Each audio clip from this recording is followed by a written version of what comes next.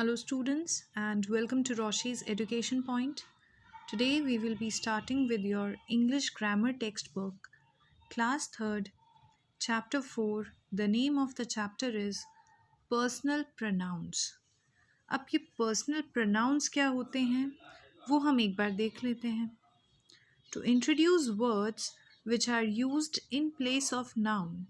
Noun की जगह use होने वाले वर्ड्स उन्हीं को हम क्या बोल देते हैं? Pronouns. Words used in place of noun are called pronounce.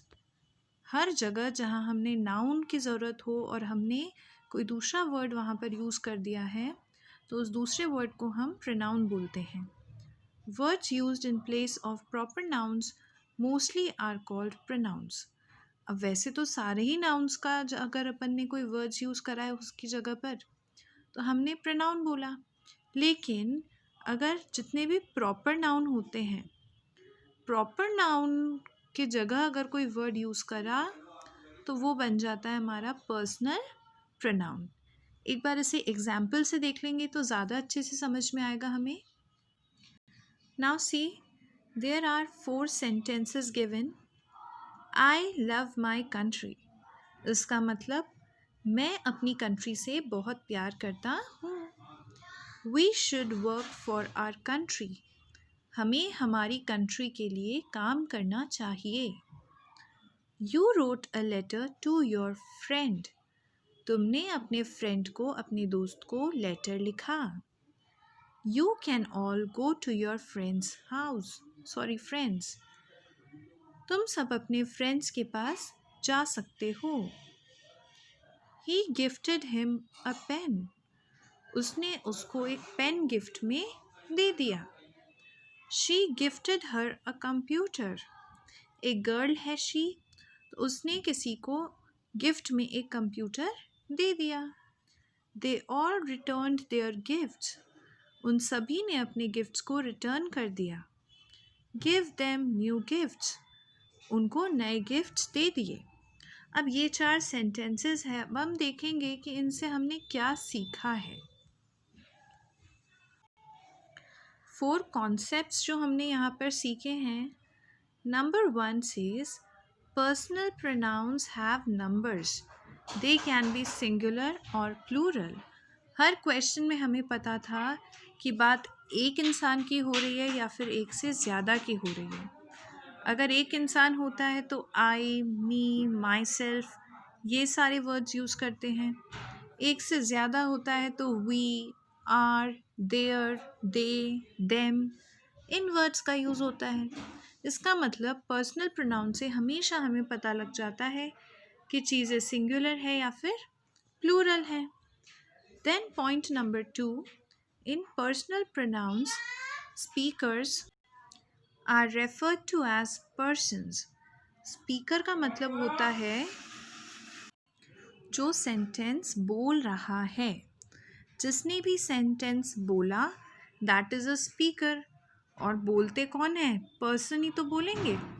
तो हर पर्सन जो कि सेंटेंस बोल रहा है वो स्पीकर होता है.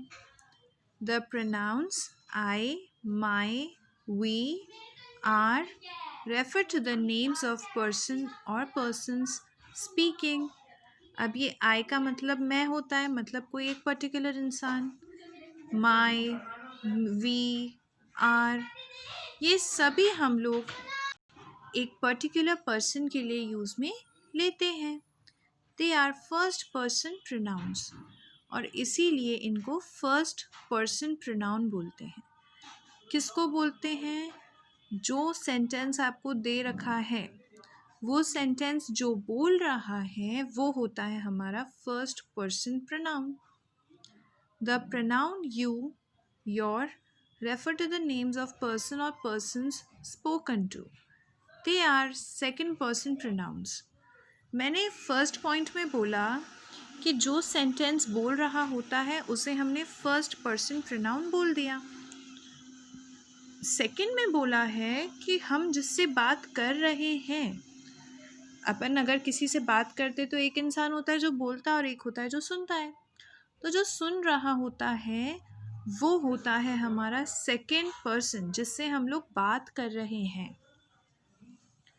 Number C, the pronouns he, him, she, her, they, their, them refer to the names of person or persons spoken of or about. They are third person pronouns. अब यहाँ पर ये सारे वो हैं जिसके बारे में बात हो रही है. कैसे? अब जैसे मान लो कि दो इंसान हैं, ठीक है, ये एक इंसान और ये दूसरा इंसान. अब अगर ये कुछ बोल रहा है तो ये कौन हो गया? फर्स्ट पर्सन, क्योंकि ये बात कर रहा है ना, तो इसको हमने बोल दिया फर्स्ट पर्सन. अब ये सुन रहा है, तो जो सुन रहा है वो कौन सा हो गया? सेकंड पर्सन हो गया. और ये दोनों जिसकी बातें कर रहे हैं, वो जो तीसरा इंसान है जिसकी बातें ये सब कर रहे हैं, वो हो जाता है मेरा third person. Next, third point, personal pronouns have gender. Gender का मतलब होता है या तो कोई मेल हो सकता है, मेल यानी कि वो बॉय हो सकता है, या फिर वो फीमेल हो सकता है, फीमेल यानी कि वो एक गर्ल हो सकती है. They can be masculine. Masculine होता है बॉय के लिए यूज़ में होता है, मेल के लिए. तो बॉयज़ के लिए हम क्या बोल देते हैं? ही, हिम, हिज. फेमाइन बोला जाता है फीमेल्स के लिए. तो फीमेल्स के लिए क्या क्या हम यूज़ कर लेते हैं? She, her, hers. एक होता है न्यूटर. ये न्यूटर क्या होता है? ये ऐसे वर्ड्स होते हैं जो मेल के लिए भी बोले जाते हैं और फीमेल के लिए भी बोले जाते हैं. जैसे कि इट या इट्स, ये ऐसे वर्ड्स होते हैं जो मेल और फीमेल दोनों के लिए हम लोग यूज़ में ले लेते हैं. Fourth point, they can take the place of a subject or an object in a sentence. Sentence में पर्सनल प्रोनाउंस कभी कभी सब्जेक्ट का रोल निभाते हैं और कभी कभी ऑब्जेक्ट का रोल भी निभा लेते हैं. अब हम इसके क्वेश्चंस करके देख लेते हैं किस टाइप से होंगे. Pronouns used in place of persons are called personal pronoun. किसी इंसान के लिए अगर आपने कोई प्रोनाउन लिखा है तो वो कौन सा प्रोनाउन होता है? पर्सनल प्रोनाउन होता है.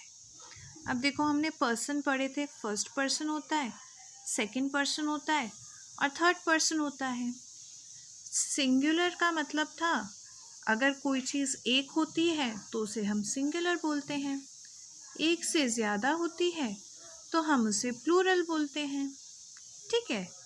आई, मी, माई, माइन, ये सारा एक इंसान खुद के लिए बोलता है. वी, अस, आर, आर्स, ये वो वर्ड्स हैं जो हम एक ग्रुप के लिए बोलते हैं, एक से ज़्यादा के लिए बोलते हैं. और ये सभी किस में आ जाते हैं? फर्स्ट पर्सन में. यू, योर, योर्स, ये तीनों आते हैं सिंगुलर में. उसके बाद यू, योर्स, योर, ये प्लूरल में भी आते हैं. मतलब सेकंड पर्सन के केस में कोई चेंज ही नहीं होता है. सिंगुलर में भी वही रहता है, प्लूरल में भी वही रहता है. ही, हिम, हिज, ये तीनों यूज़ होते हैं सिंगुलर में. दे और देम, ये यूज़ होते हैं प्लूरल में. और ये सब मिलाकर क्या बन जाते हैं? Third person. अब यहाँ पर थर्ड पर्सन के लिए अगर थर्ड पर्सन बॉय था तो हमने बोला था ही, हिम, हिज. और अगर ये थर्ड पर्सन एक गर्ल है तो गर्ल के लिए क्या बोलते हैं? शी, हर, हर्स, देयर या देयर्स. ये इट और इट्स क्या है? ये होता है हमारा न्यूटर. ये मेल और फीमेल दोनों के लिए यूज़ में आ जाता है. Now let us see the assignment over here. Fill in the blanks with personal pronouns from the above empower box. अभी अभी हमने empower box को देखा, रीड भी करा. अब हमें उसी में से निकाल कर यहाँ पे आंसर्स को फिल करना है. Number one is dash am special to my parents. हमेशा ध्यान रखना ये जो am होता है ना, इसके साथ सिर्फ एक ही पर्सनल प्रोनाउन आता है और वो होता है आई। am के साथ और कोई प्रोनाउन यूज में नहीं आता है कभी भी। हमेशा अगर am दे रखा है तो वहाँ पर आई ही आएगा, ये कंपल्सरी है, इसको लर्न कर लेना। Question number 2, respect your parents who give dash all the comforts। अब respect your दे रखा है ना, तो parents who give, तो your के साथ आता है you, you। हमें हमारी पेरेंट्स की रिस्पेक्ट करनी चाहिए। क्यों? क्योंकि वो हमें एक कंफर्टेबल लाइफ देते हैं। Next number 3, Ayush is happy because. अब आयुष तो एक लड़का है और लड़के के लिए हम लोग क्या यूज़ करते हैं? ही या his. Because his, HIS, his parents gave him, HIM, gave him a beautiful gift. Ayush happy क्यों है? क्योंकि उसके पेरेंट्स ने उसे एक बहुत सुंदर सा गिफ्ट लाकर दिया है। Question 4, dear parents dash should complete this project today. Dear students you should complete this project today. Students के लिए यूज़ होता है you, YOU। Next number 5, we should help to keep our surroundings clean।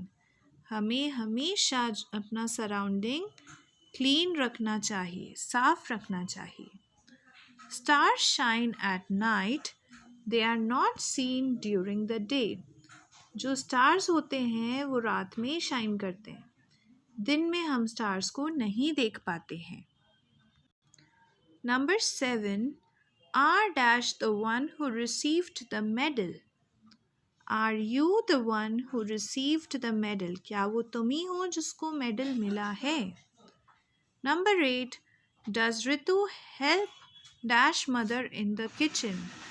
Does Ritu help her mother in the kitchen? क्या रितु ने अपनी mother की help करी थी किचन में? So this was all the answers of this chapter. I hope you understood. If you're having any doubts, please write me in the comment section below.